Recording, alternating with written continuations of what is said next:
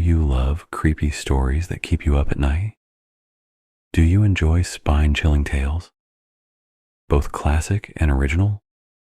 Then you're in the right place. I read terrifying horror stories and write my own, bringing you nightmares in the best way possible. I'm on a mission to hit 50 subscribers, and every single one of you can help make that happen.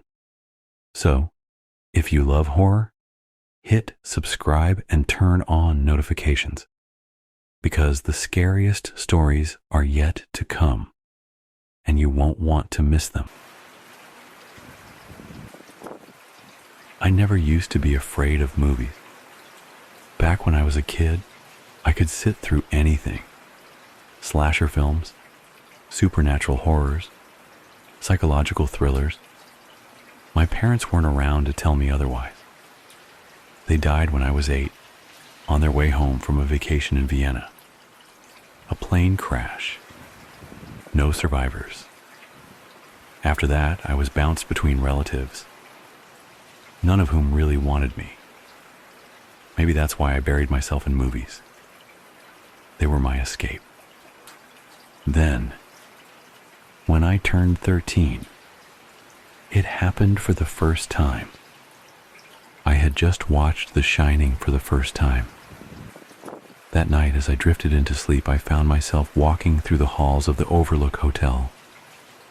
Not just dreaming about it, I was there. The air smelled of old carpet and whiskey. The dim lamps flickered in the long corridors. My hands, my body felt real. Too real. I thought I was just lucid dreaming until I saw them.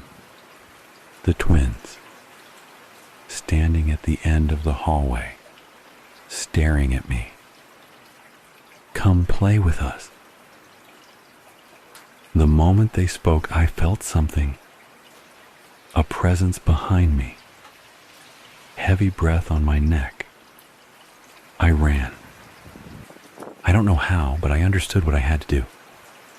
I had to live the movie, to follow the script. I found myself reliving Danny's scenes. Hiding, running, surviving. The nightmare didn't end until I followed the movie exactly. When I finally reached the part where Danny and his mother escaped into the snow, I woke up, drenched in sweat. It wasn't just a nightmare. My sheets were ice cold, my legs sore as if I had been sprinting through a hedge maze all night. That was the first. Over the years, I tried to avoid horror movies, but every slip-up, every moment of weakness pulled me back in. And every time, I was there, trapped in a nightmare version of a movie, forced to survive by following the script. I learned the rules quickly. Stay in character. Follow the plot. Never, ever die. Because the one time I failed, watching A Nightmare on Elm Street, falling asleep before I could remember the ending, I woke up with deep gashes on my arm, just like Freddy's claws. By the time I hit my 20s, I had isolated myself. No theaters, no streaming services. I kept to safe shows, comedies, documentaries, anything that wouldn't suck me into the abyss. But I was lonely, living alone in a dull apartment, working a job I didn't care about. I needed something more. And then I met Beelzebul. She introduced herself as B. She had this energy, this infectious excitement about life. We met at a bookstore, of all places. She struck up a conversation, and before I knew it, I was laughing, actually laughing, for the first time in years. She liked horror movies, of course. Loved them. I didn't tell her my secret. We started dating.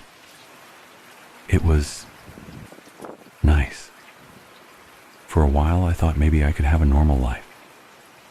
Maybe I could trust someone with my secret. Then one day she sent me a message. You have to see this new horror movie with me. It looks insane. Please? Just once. I hesitated. She called. Come on. I promise. If anything weird happens, I'll protect you. I wanted to say no. I should have said no. But I was tired of being afraid. That night, we watched the trailer. Just a trailer. That was all it took. It was a found footage horror about a creature, something human-like but grotesquely distorted. It looked wrong. Skin stretched too tight over jagged bones. Limbs too long. Eyes hollow pits. I felt sick watching it. B was thrilled. This is going to be amazing, she said. That night we slept together for the first time. And as soon as I closed my eyes, I knew I had made a mistake. I was there. A dark forest. Leaves rustling. The sky swallowed in blackness. I could hear my own breath, shallow and ragged. The thing was near, a guttural clicking sound. Too loud, too unnatural. I turned. It stood at the edge of the trees, the thing from the trailer. Its head twitched violently, bones shifting under flesh like something barely contained. Its hollow eyes locked onto me. I tried to remember the trailer. What was the plot? What was the ending? I needed to follow the script. But I hadn't seen the movie. I didn't know how it ended. The creature moved, its body convulsing forward like a marionette with its strings cut. I ran. I ran through endless trees, the darkness swallowing me whole. The sound of its distorted limbs cracking, shifting, gaining on me. Then, the whisper.